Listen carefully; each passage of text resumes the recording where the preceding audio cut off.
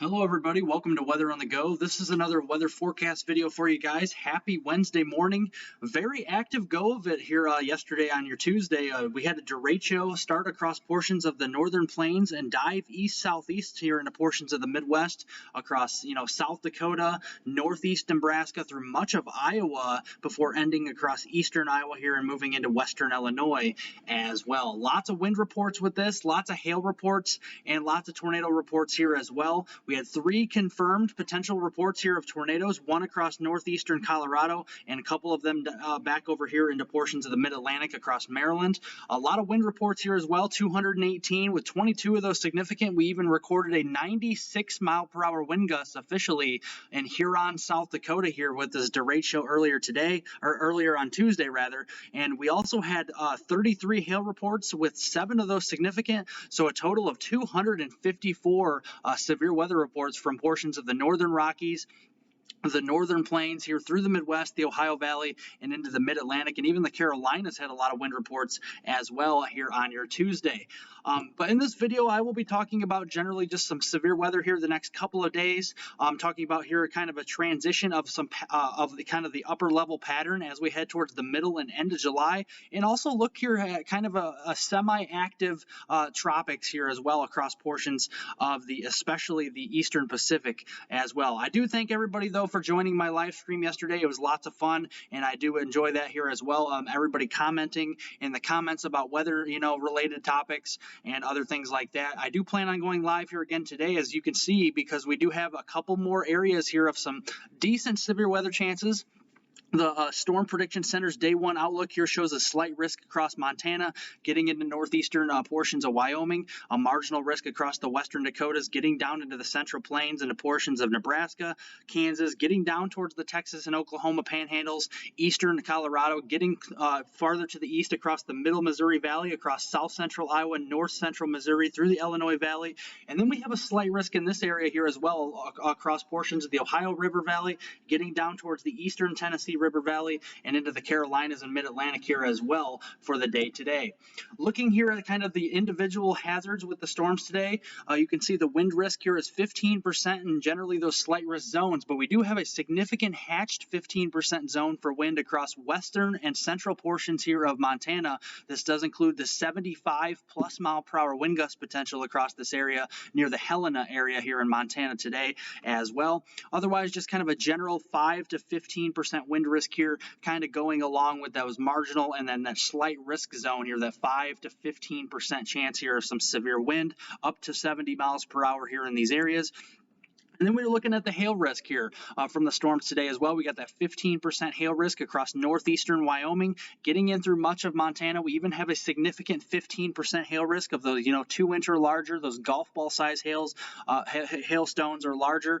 Then we kind of taper off that hail risk here a little lower towards portions of the central plains of the Missouri Valley, down through portions here of the Illinois Valley, the Ohio and Tennessee valleys, into portions of the Mid-Atlantic as well. The tornado risk is actually pretty low. That's under 2%, so not too worried about that. Although here, as we saw today, you don't even have to have a low tornado risk to even have a tornado.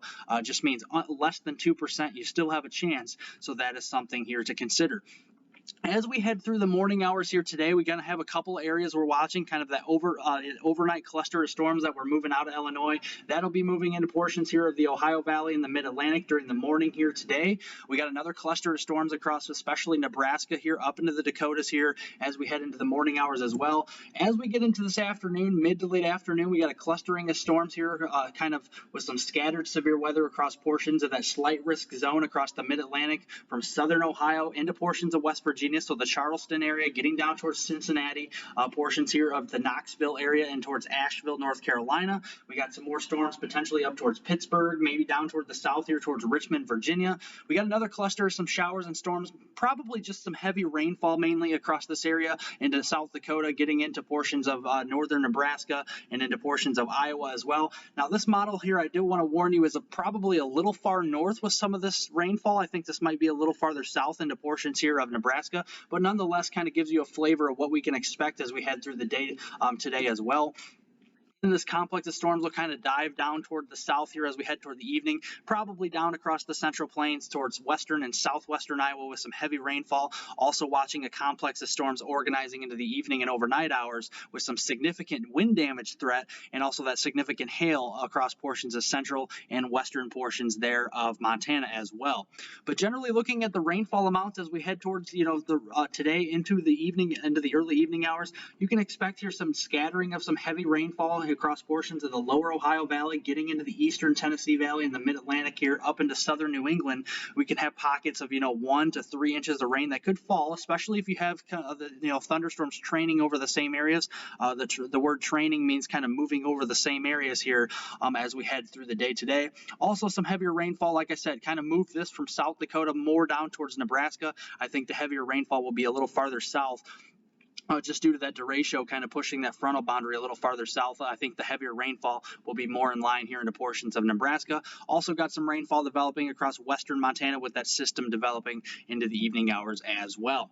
And then I promise you guys, this is actually a new outlook, but we do have another slight risk across Montana as we head into portions of your Thursday. As we head into Thursday's time frame, we have most of Montana here in a slight risk of some severe weather for scattered strong to severe storms. We got another marginal risk across the western Dakotas down through the panhandle here of Nebraska, east central Colorado, getting down towards the Oklahoma, Texas panhandles, far northeastern New England, much of Kansas. So from Wichita up toward the Kansas City area, could definitely have some, isolated strong to severe storms getting over toward the middle Missouri Valley here into the Ozarks, and then a slight risk extending from downstate Illinois toward the Paducah, Kentucky area down through Nashville and into portions here of Knoxville as well, getting over toward the Raleigh area here in North Carolina, down toward Columbia, South Carolina as well, near the Atlanta area here, and then kind of moving up toward Richmond, Virginia with that slight risk on your Thursday.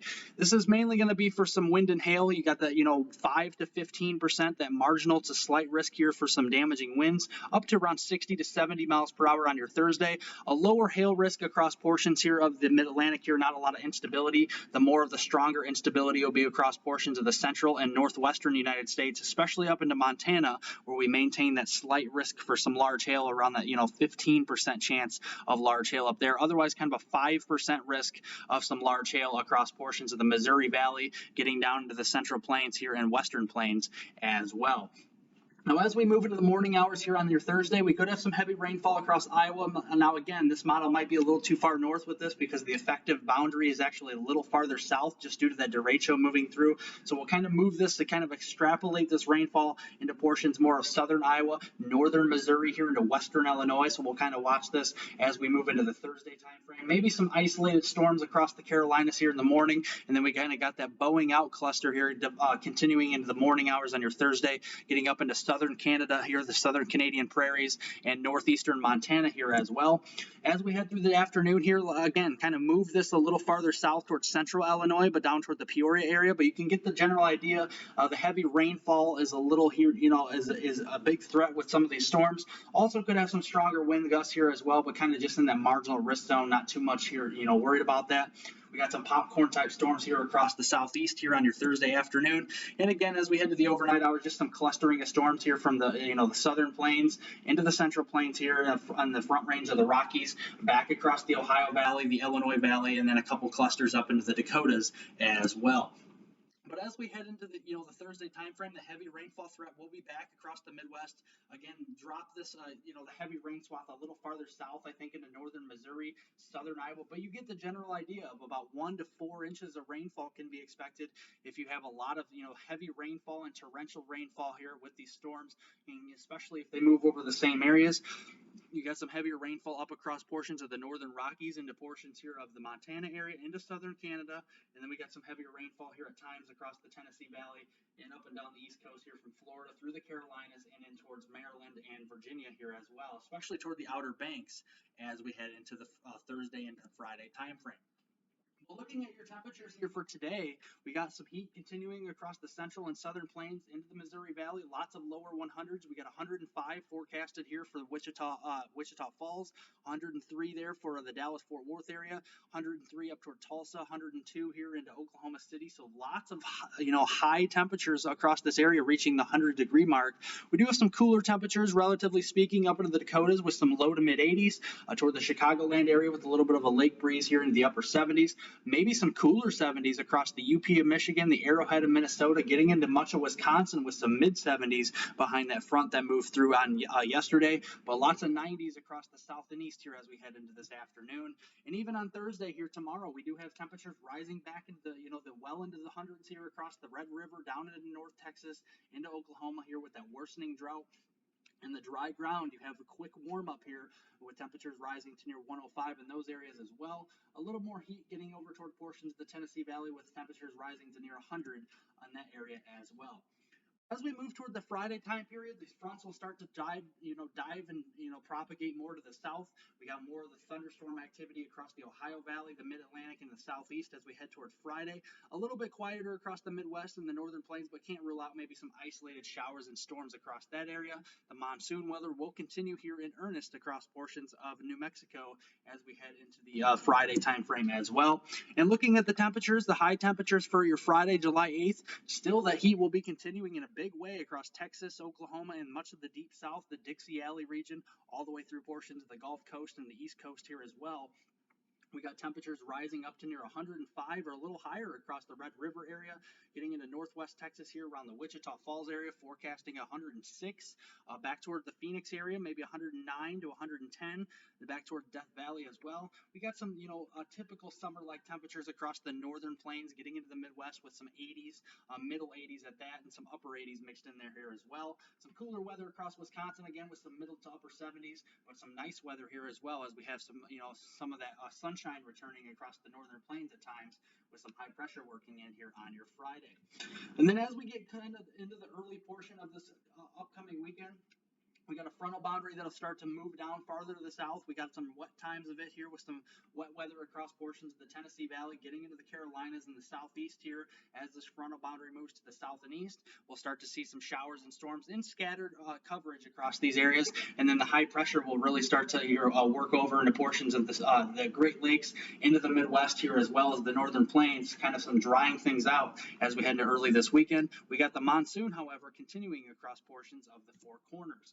And looking at high temperatures even on your Saturday, July 9th, here we got some high temperatures again, back to near 105 from Texas up into Oklahoma and getting over towards Louisiana here as well. The heat starting to build a little more into portions of the northern plains here by early this weekend, and that will actually set the stage for a kind of a little bit of a pattern change as we head to late this upcoming weekend into early next week as well. Here I'll talk about in just a moment. But looking here at the next few days, going all the way through midday on Saturday, this is where you can expect the heaviest rain across portions of the Midwest, getting through the Illinois Valley into the Ohio Valley and the Mid-Atlantic. The heaviest rains near the outer banks here of the Carolinas into portions of Virginia. We could see, an additional 1 to 3 plus inches of rain there.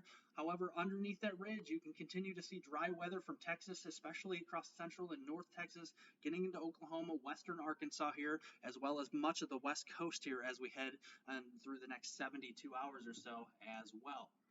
We'll start to see a pattern change as we head towards the late portion of the weekend here. I did want to show you this. This is the GFS's run here, the 0Z GFS, showing a pretty strong, potent jet stream pushing in across the northern plains here on your Saturday evening. And that's kind of the beginnings of a trough that'll start to dig in across the Pacific Northwest and into the northern plains as we head into late this weekend. And we have some instability ahead of that, so we could have some strong to severe weather across this time frame here as well. So that is definitely something to watch. And then continuing here on to your Sunday evening, we got that strong jet stream in play across the northern plains, the upper Midwest here towards the western Great Lakes. And again, we have that stronger instability developing from Minnesota down into Iowa, the eastern Dakotas, all the way down into eastern Nebraska here, so that could yield some more severe weather as we head toward the Sunday time frame. And then again, as that trough continues to kind of dig down into southeastern Canada and the northern plains, the upper Great Lakes here on your Monday, moving into next week here towards that Monday, July 11th time frame. we could have, again, more stronger instability developing on the northeastern fringes of the heat wave, or that ridge continuing across the south central plains from the Missouri Valley all the way up into portions near the Chicagoland area, and then getting up toward lower Michigan. We have to watch out for some storms there as well.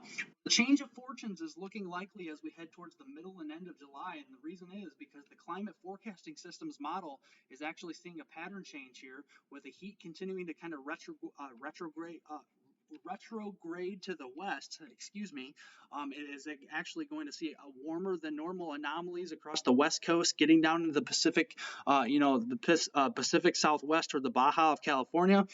We still got some warmer anomalies across Texas, but that trough as it comes in toward the middle of the month will bring some, near normal or slightly cooler than normal temperatures across the Midwest through the northern plains from the Dakotas all the way down through Iowa, the middle Missouri Valley, into the portions of the mid-Mississippi Valley as well. And you can see a signal here as well as some above normal precipitation can be expected here as we head into portions of Texas, especially the Panhandle into portions of northwest Texas, maybe inching its way down toward the Dallas-Fort Worth area, and then getting down toward Oklahoma City as well. Higher signal of some above normal precipitation from the front range of the Rockies eastward here into portions of Nebraska as well. We got to watch Florida here as well. Some tropical moisture potentially toward the end of the month could yield some more rainfall there as well, and some above normal precipitation across the Northeast here in New England as well. And that kind of is the same kind of theme that the Climate Prediction Center is thinking here as we head toward the middle and end of the month. This is the 6 to 10 day temperature outlook from July 11th through the 15th time frame. And you can see well above normal temperatures can be expected from the portions of the Intermountain West to the West Coast, and then through Texas here as well. And then you can see above normal precipitation from the East Coast, the Gulf Coast here west toward West Texas, northern Texas, and toward the Four Corners. We got that below normal precipitation across the Intermountain West and getting into portions of the Pacific Northwest and diving down through the Midwest as well during that July 11th through 15th time frame. And even looking beyond all the way through July 19th, we got the below normal temperatures around the Great Lakes, near normal for most of the the Tennessee Valley into the Central Plains, but then above normal as we head into the West Coast during this time frame. So that is something to watch as well. As we kind of get towards the precipitation, still kind of seeing above normal precipitation here, kind of slightly favored from the Four Corners across the Gulf Coast during this time frame. So that is something to definitely watch out for as we head through the next several days.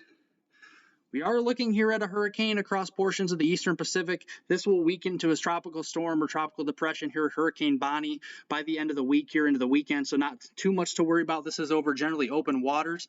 We are watching another investigation area here across the eastern Pacific here, where we could have another 40% chance of development here in the next 5 days across these areas, again over open water and kind of moving to the west here, so nothing too much to worry about. We do got some warmer water, ocean anomalies across the eastern Pacific, so maybe some strengthening of the system can develop, but nothing too impressive here right now. And we are seeing kind of some above normal, let's see here, above normal kind of, a season starting across the eastern Pacific from July 1st, getting towards the August time frame into September as well. And then the origin point here for this is actually favored here across this area as well. So thank you for watching. Be sure to like my video and like my video. Give me a thumbs up down below. Leave any comments, questions below as well. And remember to subscribe to my YouTube channel here as well. Thank you for subscribing as well, everybody. And I will also be going live later today.